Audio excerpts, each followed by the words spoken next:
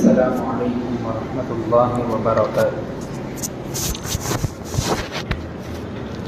الحمد للہ رب العالمین والصلاة والسلام علی سید الانبیاء والمرسلین وعلی آلہ واصحابہ اجمعین، اما بعد، قال اللہ تبارک وتعالی فی کلامہ المجید والفرقان الحمید، اعوذ باللہ من الشیطان الرجیم، بسم اللہ الرحمن الرحیم، والعصر ان الانسان لفی خسر الا الذین آمنوا وعملوا الصالحات وتواصوا بالحق وتواصوا بالصبر۔ وقال النبی صلی اللہ علیہ وسلم، نعمتان مغبون فیہما کثیر من الناس، الصحۃ والفراغ، او کما قال علیہ الصلاۃ والسلام۔ حاضرین مجلس اور معزز بزرگوں اور دوستوں، اللہ تبارک و تعالیٰ کی دی ہوئی ہمارے پاس بہت سی نعمتیں ہیں۔ ان نعمتوں میں سے ایک بہترین نعمت اور انمول تحفہ وقت ہے۔ وقت کے بغیر زندگی نہیں گزاری جا سکتی، اور زندگی میں کامیاب ہونے کے لیے اور آخرت میں جزا پانے کے لیے وقت پر عمل کرنا بہت زیادہ ضروری ہے۔ اللہ تبارک و تعالیٰ نے قرآن مجید میں زمانے کی قسم کھائی، اور ہم کو معلوم ہے کہ ہم قسم اسی چیز کی کھاتے ہیں جو ہماری لائف میں امپورٹنٹ ہوتی ہے، جو ہماری زندگی میں بہترین ہوتی ہے، ہم اسی کی قسم کھاتے ہیں۔ جیسے مثلا کسی کو سچائی کی بات بولنا ہے تو ہم قسم کھاتے ہیں کہ میں اللہ کی قسم کھا کر آپ کے سامنے یہ بات کہتا ہوں، تو اس میں بات کی اہمیت معلوم ہوتی ہے، بات کی یقین کرنے کی جو درجہ معلوم ہوتا ہے وہ قسم کھانے کے ذریعے سے ہوتا ہے۔ لیکن جب اللہ تبارک و تعالیٰ کسی چیز کی قسم کھا رہے ہیں تو پھر آپ سمجھیے بندوں کے لیے اس میں کتنا زیادہ قیمتی بات ہوگی۔ اللہ تبارک و تعالیٰ نے قسم کھائی زمانے کی، والعصر، قسم ہے زمانے کی، اور زمانہ سال سے چلتا ہے۔ سال جب بدلے گا تو زمانہ بدلے گا، دور بدلے گا، اور سال بدلتا ہے مہینے سے، مہینہ چینج ہوگا تو سال چینج ہو جائے گا،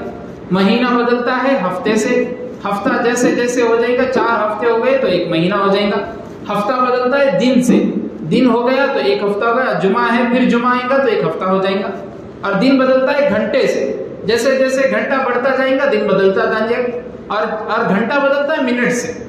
اور منٹ بدلتا ہے سیکنڈ سے۔ اللہ تبارک و تعالی ڈائریکٹلی قسم نہیں کھا کے زمانے کی قسم اس لیے کھا رہے تاکہ یہ منٹ، یہ سیکنڈ، یہ گھنٹہ، یہ مہینہ، یہ سال، یہ ہفتہ، یہ پورے زمانے سے چلتے ہیں۔ تو اسی لیے اللہ تبارک و تعالیٰ نے سیدھا زمانے کی قسم کھائی اور بتائی کہ یہ منٹ، یہ گھنٹہ تمہاری لائف میں بہت زیادہ قیمتی ہے۔ اور ہم کو معلوم بھی ہے کہ اگر دنیاوی زندگی سے ہم دیکھتے ہیں، کوئی امیر آدمی ہے اور وہ اپنے اکڑ میں، غرور میں، تکبر میں ہے، تو وہ 1 مہینے، 1 سال، 1 زمانے میں پھر غریب ہو جائے گا۔ ایک غریب آدمی ہے، اللہ کی شکر مندی میں، احسان مندی میں ہے، تو ایک زمانہ آئے گا وہ امیر ہو جائے گا۔ کسی کی آنکھ نظر نہیں آ رہی، وہ دواخانوں میں بتاتا جا رہا ہے، ایک زمانہ آئے گا کہ اس کی آنکھ صحیح ہو جائے گی۔ کسی کا ہاتھ نہیں ہے، ایک ہاتھ سے زندگی گزار سکتا ہے، کسی کا ایک پیر نہیں ہے، ایک پیر سے زندگی گزار سکتا ہے۔ لیکن وقت ایک ایسی چیز ہے کہ اپنے ہاتھ سے ایک مرتبہ نکل گیا تو پھر کبھی واپس نہیں آ سکتا۔ اسی لیے ایک مشہور بزرگ نے کہا کہ میں نے وقت کی قدر کو ایک برف بیچنے والے سے سیکھا،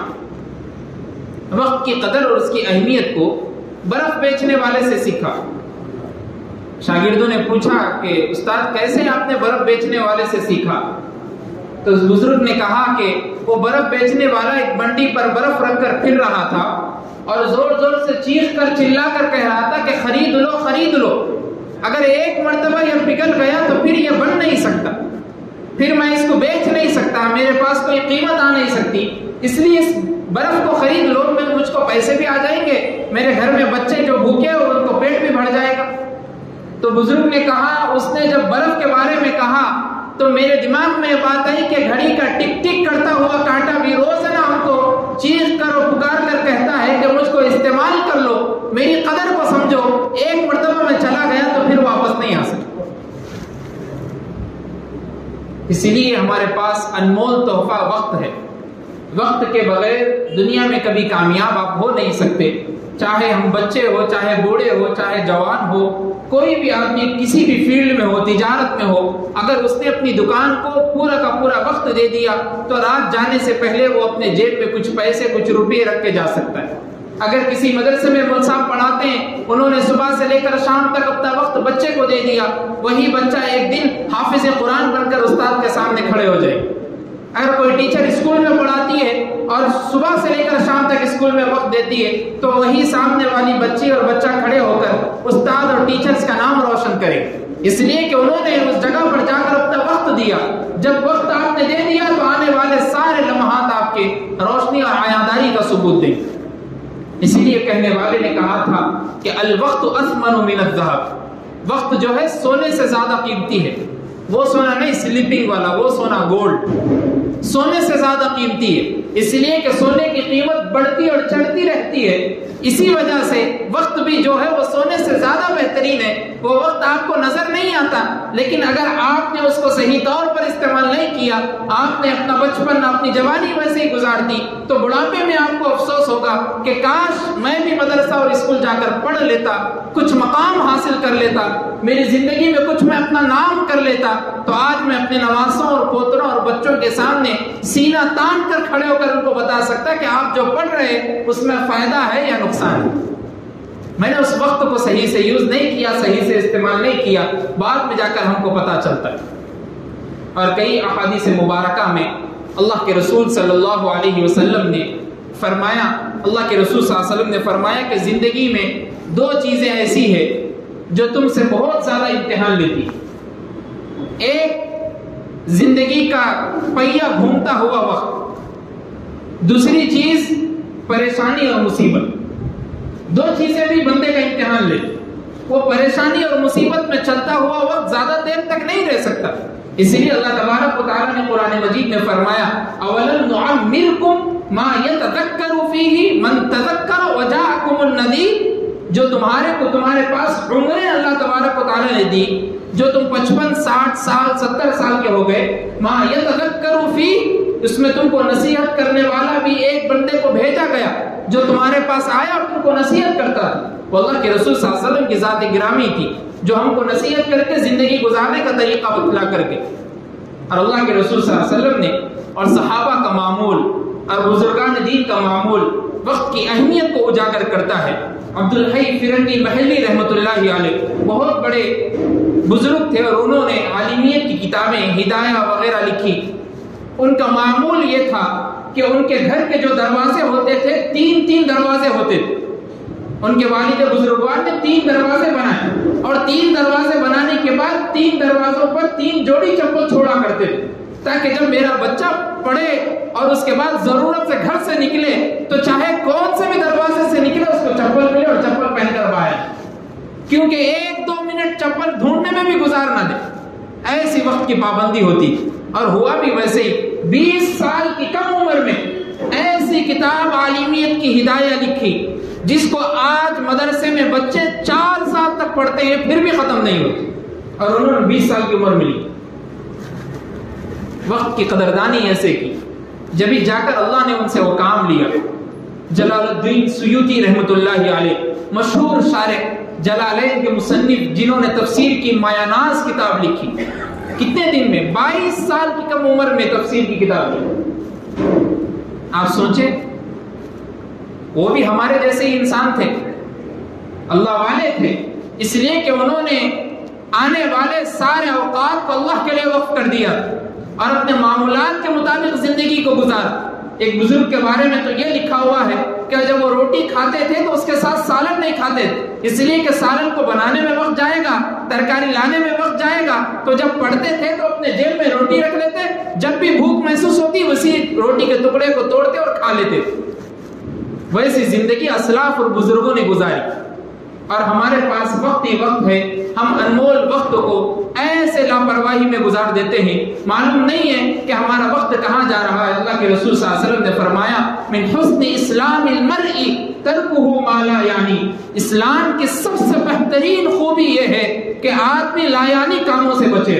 فضول کے کاموں سے بچے رہے، اور ہمارا معمول پورا فضولی میں گزر رہا۔ صبح ہو رہی 12 بجے، پھر اس کے بعد اٹھے، پھر دوپہر گزر گئی، شام ہو گئی، پھر اس کے بعد چبوتروں پر بیٹھ گئے، باپ اندر بیٹھا ہے آرام سے سو رہا ہے، بچے کہاں گزر رہے رات بھر کسی کو معلوم نہیں، پھر ویسے ہی کالج گئے نہیں گئے معلوم نہیں، کوئی چارہ نہیں کسی کا زندگی گزارنے کا۔ ویسے ہی جیسے ہو رہی تھی عمر مثل برف کم، جیسے برف تھوڑا تھوڑا پگھلتے رہتا، زندگی بھی ویسے ہی گزر۔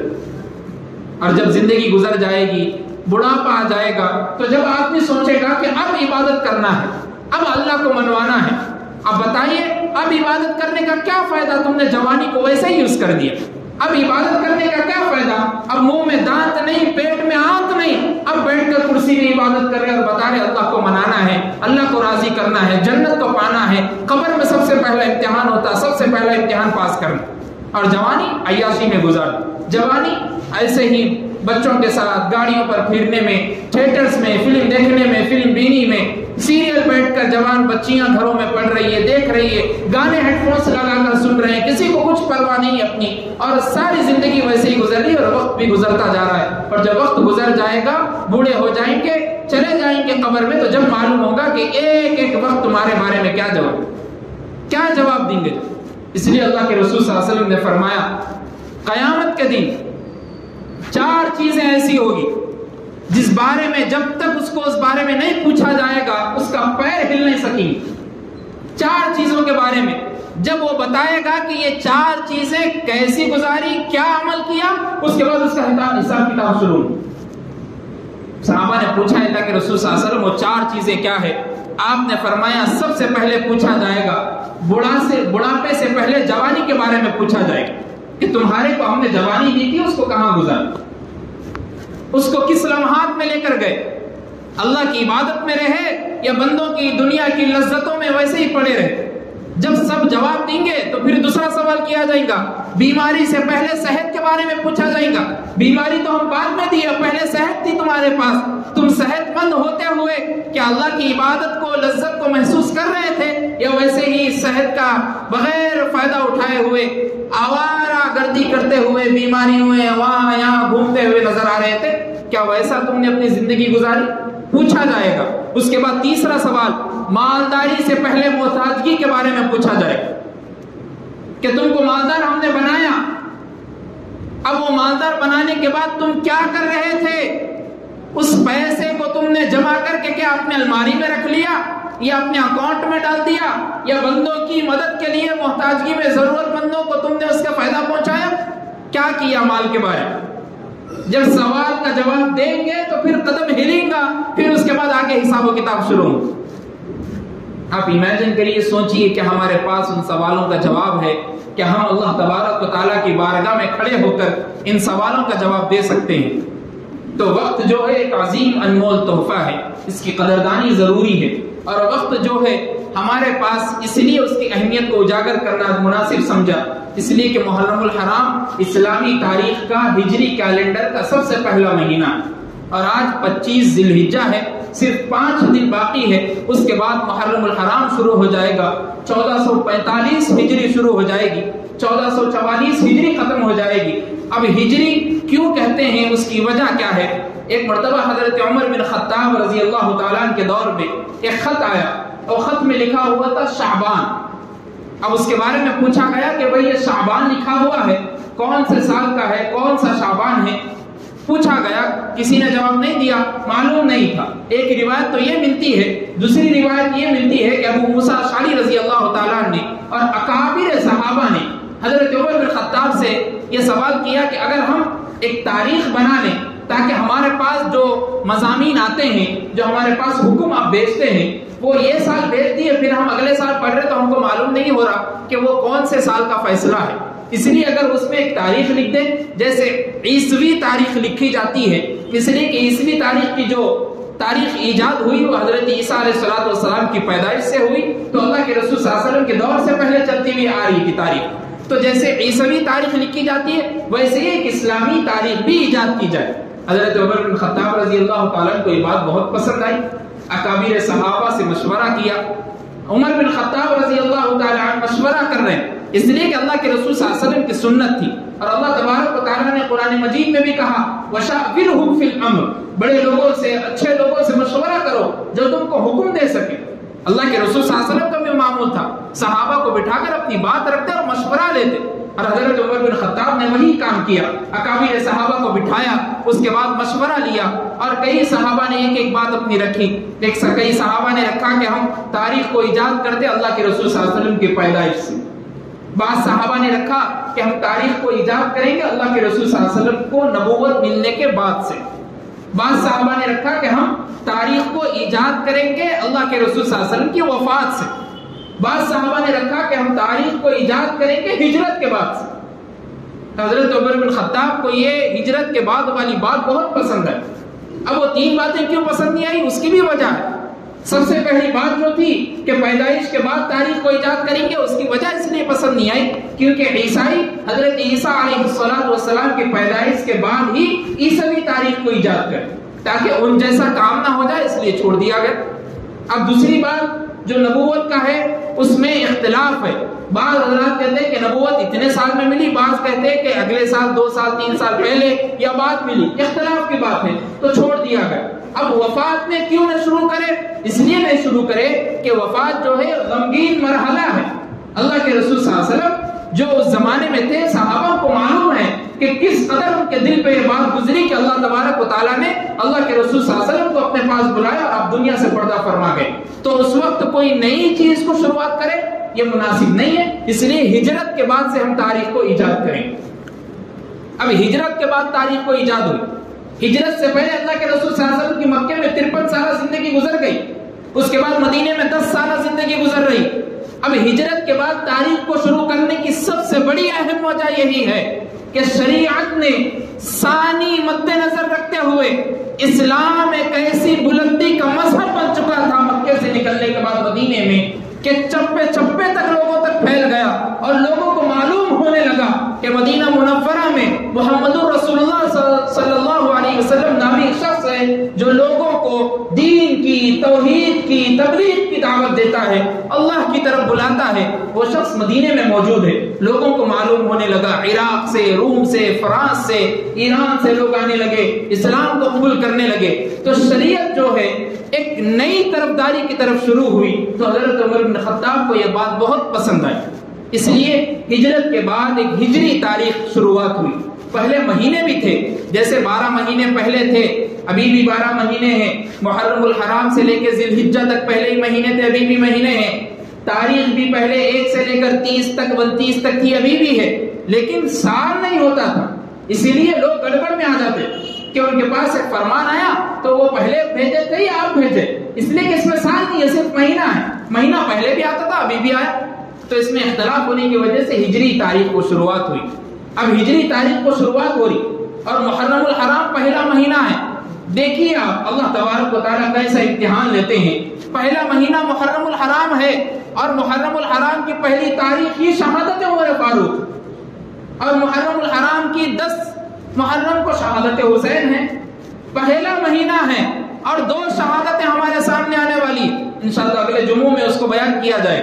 تو اللہ تبارک و تعالیٰ نے مہینے کی پہلی تاریخ سے شہادت عمر فاروق جو ہے اس سے ایک سبق ہم کو دینا چاہتے ہیں کہ اللہ تبارک و تعالیٰ جب بھی کسی کی زندگی کو شروعات کرنا چاہتے ہیں، سال کو، مہینے کو اسٹارٹ کرنا چاہتے ہیں، اس کو پہلے بتاتے ہیں کہ اس مہینے میں ہونے والے اعمال کیا کیا ہوئے تھے، تم اس کو ایکسپٹ کرو، اس پہ عمل کرنے کی کوشش کرو۔ حضرت عمر فاروق رضی اللہ تعالیٰ نے زندگی کیسے گزاری اس کو جاننے کی کوشش کرو۔ شہادت حسین، حضرت حسین رضی اللہ تعالیٰ نے اپنا سجدہ اپنے ماتھے کو اللہ کے سامنے کسی اور کے سامنے نہیں ٹیکا اللہ کے علاوہ، یہ کیوں ہوا؟ ان کے اندر جذبہ کیسے پیدا ہوا؟ یہ بھی کوشش کرو جاننے۔ یہ اسلامی تاریخ کا پہلا مہینہ ہے، اور ہم کئی لوگوں کو آپ پوچھ لیجئے، بچے ہو، جوان ہو، بوڑھے ہو، کسی کو اسلامی تاریخ کے بارے میں نالج نہیں رہتی۔ یہاں تک بھی میں بول سکتا ہوں کہ الا ماشاء اللہ کسی کو 12 مہینوں کے نام یاد ہوں گے، کسی کو، پوروں کو بھی نہیں، کسی کو 12 مہینوں کے نام یاد ہوں گے۔ اور وہی شمسی عیسوی کے بارے میں بولی کہ ابھی بتا دے 14 تاریخ ہے یا 7 جولائی، ایسا ہے ویسا ہے، پورا بتا، یہ ہے اس دن میں پیدا ہوا تھا، میرا برتھ ڈے ہے، ہمارے دادا کا انتقال جب ہوا تھا، ان کی برسی ہے، چہلم ہونے والا، ساری چیزیں ہوں۔ اور وہی اسلامی تاریخ کے مہینوں کے بارے میں بولو، آج کیا تاریخ ہے بولو، کسی کو کچھ معلوم نہیں، مہینہ کتنے دنوں کا ہوتا بولو، کسی کو کچھ معلوم نہیں، کب ہوئی تھی شہادت عمر فاروق نہیں معلوم۔ ایک شہادت حسین اس لیے معلوم ہے کہ زمانے سے چلتے ہوئے آ رہا، گاؤں دیہاتوں میں بھی دیکھتے ہوئے رہ رہے، اس لیے یاد ہو گیا اور ابھی بھی یاد ہے، بقیہ کسی کو کچھ نہیں معلوم۔ اور رمضان کے پوری تاریخ معلوم رہتی اس لیے کہ اس میں روزہ رہتے،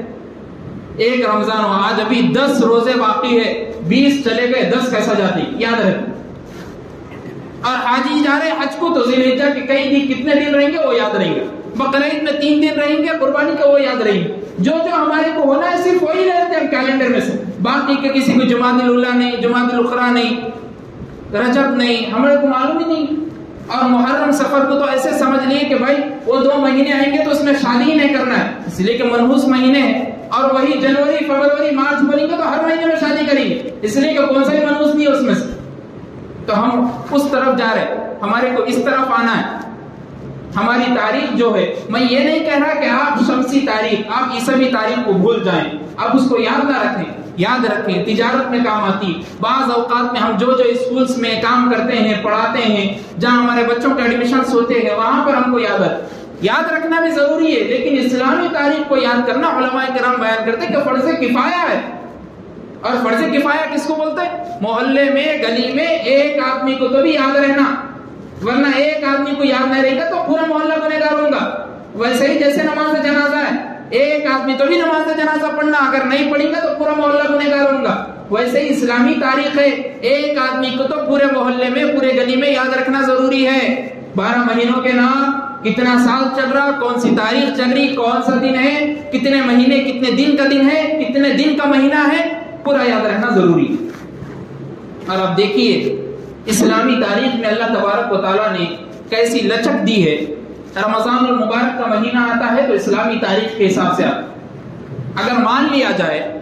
سپوز مثلا مان لیا جائے کہ ہم رمضان کو عیسوی تاریخ سے مناتے ہیں، تو پورے لوگ کیا کریں گے؟ دسمبر میں، جنوری میں، اس مہینے میں رمضان کو رکھ لیتے، کئی کو اس لیے کہ ٹھنڈا مہینہ رہتا، ٹینشن نہیں رہتی، گزار لیں گے۔ مجھ صاحب کیا ہوتا، صبح میں ایک دم پانی پی لیے ایک بوتل، رات تک چلتا، کھانے کی بھی ضرورت نہیں رہتی، دن چھوٹا رہتا، رات بڑی رہتی، رات بھر کھا لے سکتے۔ سوچے تو ایسا ہوتا شمسی تاریخ کے حساب سے۔ اور وہی آپ دیکھیے دسمبر آخری کے جو 2-3 مہینے ہیں سردیوں کے، وہ ہندوستان اور آس پاس کے علاقوں میں سردی ہے، لیکن آپ دوسرے علاقوں میں چلے جاؤ، وہاں پر گرمی رہتی، شدت کی گرمی رہتی، ان لوگوں کو تکلیف ہے شمسی کے اعتبار سے۔ اور وہی ہجری کے اعتبار سے رمضان مبارک آ رہا، اس کو کسی مہینے سے لینا دینا نہیں ہے۔ شعبان ہوا، رمضان آیا، چاہے رمضان گرمی میں ہو، سردی میں ہو، بارش میں ہو، ساروں کے واسطے نعمت لے کر آ اور رحمت کی برسات لے کر۔ اللہ تبارک و تعالیٰ نے خصوصیت رکھی ہے ہجری کیلنڈر، ہم اس کو سمجھیں، اپنے بچوں کو یاد دلائیں، ہم ان کو سمجھائیں کہ بھئی ہجری کیوں بولتے، کس وجہ سے اس کو ہجری بولا گیا، اس میں شریعت میں اس کا کیا لحاظ ہے، کیا مرتبہ ہے، کیوں ہجرت کی، کس لیے ہوئی تھی ہجرت، کیا اس کی وجوہات تھی۔ ہجرت جو ہوئی اللہ کے رسول صلی اللہ علیہ وسلم کو مکے سے جو لوگ مارنے کی پلاننگ بنا رہے تھے، آپ کے قتل کی پلاننگ بنا رہے تھے،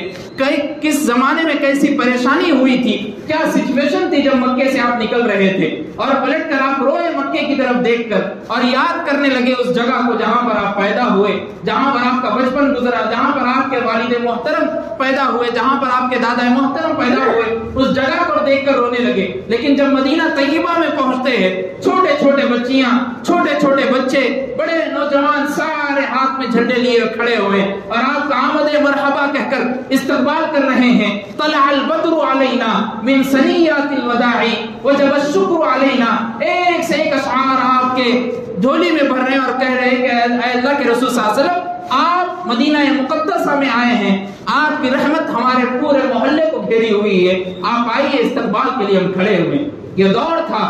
ہجرت کرنے کے بعد مدینے میں جانے کا۔ اپنے بچوں کو آپ سمجھائیں، ان کو بتائیں اسلامی تاریخ کی وجوہات کیا ہے، اس کو یاد رکھنے کا طریقہ کیا ہے، اس کو کیسے یاد رکھا جائے۔ اور آج کل کیلنڈرز بھی جو بن رہے، ہم غور کریں، سرکاری اور عیسوی شمسی تاریخ کو بڑا کر کے لکھا جاتا اور ہجری اور قمری تاریخ کو چھوٹا کر کے نیچے لکھا جاتا، اور بڑے بڑے تہواروں کو بڑے بڑے الفابیٹ میں لکھا جاتا کہ بھائی آج مثلا یہ ہے، ان کا رسم یہ ہے، آج 12 تاریخ کو یہ عید ہونے والی ہے ان کی، لیکن وہی عید الفطر آ رہا، عید الاضحیٰ ہو رہا، محرم الحرام آ رہا، چھوٹا سا نیچے سبمٹ کیا جاتا۔ آپ کس طرف جا رہی ہے آپ کو دنیا لے کے، آپ سمجھ نہیں سک رہے۔ اپنے ماحول کو بدلیے، اپنے بچوں کو اس طرف لے کے آئیے جہاں پر صحابہ کرام رضوان اللہ علیہم نے اپنی زندگیوں کو دیکھ کر ہمارے تک اسلام پہنچایا۔ کوشش کریں، اللہ سے دعا بھی کریں کہ اللہ ہمارے پاس جو وقت ہے، ہمارے پاس جو ٹائم ہے، اس کو صحیح سے گزارنے کی توفیق عطا فرما، اور جو وقت ایک مرتبہ ہاتھ سے نکل گیا تو کبھی واپس نہیں آ سکتا۔ یہ وقت کے بغیر زندگی گزارنا ناممکن ہے، یہ وقت کو ہم نے نہیں سمجھا۔ آپ دیکھیے یونیفارم سول کوڈ ہمارے پاس آیا، اس کی سب سے بڑی وجہ کیا ہے؟ سب سے بڑی وجہ کیا ہے؟ سب سے بڑی وجہ یہی ہے کہ مسلمانوں کو اپنے لا کے بارے میں بھی نہیں معلوم، اپنا مذہب کیا ہے، کس چیز کی ہم کو ترغیب دیتا ہے، کیا سکھاتا ہے، یہ مسلمانوں کو نہیں معلوم۔ اس لیے کیا کر رہے، اوپر بیٹھے سے لوگ، ان لوگوں کو معلوم ہی نہیں کچھ بھی، ان کو کچھ بھی بولو ان کا راضی ہو جائے، اس لیے یونیفارم سول کوڈ رکھ دی۔ کسی کو آج تک نہیں معلوم کہ کیا ہے بھائی مسلم پرسنل لا کیا ہے۔ مسلم پرسنل لا ایک سوسائٹی ہے، جیسے مثلا ہم دیکھتے کانگریس پارٹی ہے، امام کی پارٹی، ویسی چیز مسلم پرسنل، ایسا بول رہے لوگ۔ مسلم پرسنل لا وہ نہیں ہے، مسلمانوں کے پرسنل اسلامی تعلیمات کچھ ایسے ہیں جو ان لوگوں سے ہٹ کر عمل کرنا پڑتا، اس کو مسلم پرسنل لا بولتے۔ مسلم پرسنل لا کوئی تنظیم نہیں ہے،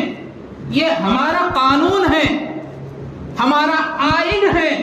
کہ ہم مسلم پرسنل لا کے بغیر زندگی گزار ہی نہیں سکتے۔ جب تک ہم اپنے لا کو نہیں سمجھیں گے اسلامی طریقے سے، جب تک آپ زندگی گزار نہیں سکتے۔ جب آزاد ہوا دیش، آزاد ہونے کے بعد بڑے بڑے لوگ جو تھے،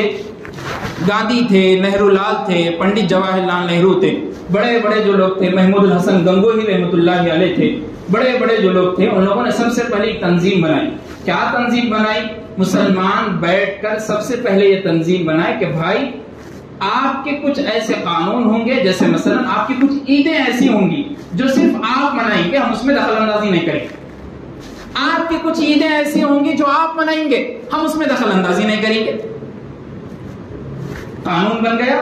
ہو گیا کام۔ اس کے بعد مسلمانوں نے دوسری ترکیب یہ سوچی کہ اب آزاد تو ہو گیا دیش، اب کیا کرنا ہے؟ ان بھائیوں کے پاس جا کے جو بھائی ہمارے مسلک، ہمارے مذہب، ہماری تعلیم کو نہیں سمجھے، ان کو جا کے اسلام کی بنیاد کو سمجھاتے ہیں۔ اسلام لڑائی جھگڑے کا مذہب نہیں ہے، اسلام تو وحدانیت کا سبق دیتا، اسلام تو باطل فرقوں سے لڑنے کی تعلیم نہیں، ان کو اتحاد کرنے کی تعلیم دیتا۔ اس لیے علامہ اقبال رحمۃ اللہ علیہ نے فرمایا تھا، ایک ہو جائیں تو بن سکتے ہیں خورشید مبین، ایک ہو جائیں تو بن سکتے ہیں خورشید مبین، ورنہ ان بکھرے تاروں سے کیا بات بنے۔ خورشید مبین بولتے ہیں سورج کو، ایک سورج پوری دنیا کو روشنی دے سکتا، یہ بکھرے تارے تو سورج سے زیادہ لیکن روشنی نہیں دے سکتے، اس لیے کہ اللہ بکھرے ہوئے۔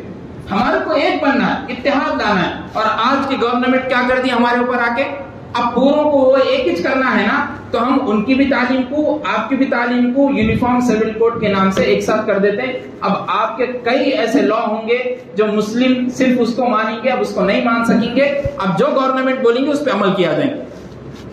چاہے وہ طلاق کا مسئلہ ہو،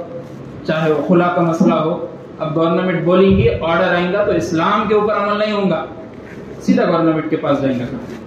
وہ ترکیب، وہ ذہنیت بنائی جا رہی، اور ہمارے بچوں کو معلوم نہیں ہے کیا مسئلہ ہے، کیسا ہے، کیا اسلام ہے، کچھ معلوم نہیں ہے۔ آپ کی ذمہ داری ہے، آپ باپ ہے ان کے، آپ دادا ہے ان کے، آپ سرپرست ہے ان کے، آپ ذمہ دار ہے ان کے۔ بندہ جب مر جائیں گا تو اپنے بارے میں اپنے باپ سے پوچھیں گا، باپ تم نے مجھ کو تعلیم تو دی لیکن بتایا نہیں اسلام کیسا مذہب ہے۔ میں تو کالج کو جاتا تھا، یونیورسٹیوں میں پڑھنے جاتا تھا، بڑے بڑے لا وکیلوں کے پاس گھومتا تھا، لیکن کبھی مجھ کو معلوم نہیں ہوا کہ اسلام کیسا مذہب ہے۔ ان لوگوں نے تو دوسرے مذہب کے بارے میں بتا دیا۔ آپ کی ذمہ داری ہے، آپ سرپرست ہے، آپ ان کو بٹھائیں۔ طلب العلم فریضۃ علی کل مسلم و مسلمۃ، علم کا حاصل کرنا ہر مسلمان مرد پر عورت پر فرض ہے۔ اس کا یہ مطلب نہیں ہے کہ بچوں کو مدرسے میں بھیج کے تعلیم حاصل کرانا، وہ مطلب نہیں ہے۔ ان لوگوں کو تعلیم دینا چاہے گھر میں ہو چاہے کہیں بھی ہو،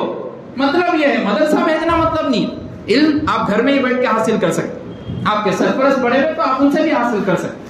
تو کوشش کریں، سیکھیں، علماء سے ملے، مل جل کر کام کریں، دانشوران قوم سے ملے، اور جو آپ کے پاس اسکینر آج کل آ رہا ہوگا کہ یونیفارم سول کوڈ کو اپنا ووٹ دیں جی میل آئی ڈی کے ذریعے سے، اس کو زیادہ سے زیادہ اپنا ووٹ شیئر کریں، اس لیے کہ آج جو ملک کے حالات ہیں، یاد رکھیے ہم بڑے ہو جائیں گے، آپ بوڑھے ہو جائیں گے، ہم بوڑھے ہو جائیں گے، کئی بچے بڑے ہو جائیں گے، لیکن اس زمانے کے حالت کے حساب سے ایک زمانہ وہ بھی آئے گا کہ مسلمانوں کو مارا اور کاٹا جائے گا۔ آج بھی بعض علاقوں میں، بعض مسلم ایریوں میں، بعض مسلم ممالک میں ہو رہا ہے، لیکن ہم کو پردہ ہے، ہمارے اوپر پردہ ڈال دیا گیا، ہم کو معلوم نہیں ہے۔ ایک کیس بتاتے ہیں دوسرے کیس کی طرف لے جاتے ہیں۔ پرسوں کا واقعہ ہے کہ ایک عورت پاکستان سے بھاگ کر اپنے بچوں کے ساتھ آ گئی، اور بچوں کے ساتھ آ کر ایک ہندو سے اپنے مذہب کو چینج کر کر ایک ہندو کے ساتھ مل کر شادی رچا لی۔ کیا مطلب ہے؟ ہم یونیفارم سول کوڈ سے اپنی نظر ہٹا کر اس واقعے کی طرف اپنی نظر کریں۔ یہ ان لوگوں کا ایک علاج ہے، ان لوگوں کا ایک طریقہ ہے جو آپ کی نظروں کو ہٹانا چاہتے ہیں۔ اب بتائیے اس کی بات سے آپ کو پاکستان کی بات سمجھ میں آ رہی، راجستھانی بات کر رہی ہو آپ، اب کیسا پاکستان سے آ سکتی ہے؟ اب بتائیے، نہ کوئی فارم ہے، نہ کوئی کچھ ہے، نہ کچھ ٹکٹ ہے آنے کی، نہ کچھ ہے، سیدھا آ گئے پاکستان سے۔ کیا مطلب ہے؟ ایک واقعہ بنا دیا گیا، من گھڑت کہانی ہو گئی، ہم کو اسی میں بٹا دیا گیا، اور ہماری طرف ادھر دوسرا کام ہوا۔ کوشش کریں، سمجھیں، ملک کے حالات کو مد نظر رکھتے ہوئے عمل کریں۔ اللہ سے دعا کیجئے کہ اللہ ہم سب کو کہنے سننے سے زیادہ عمل کی توفیق عطا فرمائے۔ وآخر دعوانا الحمد للہ رب العالمین۔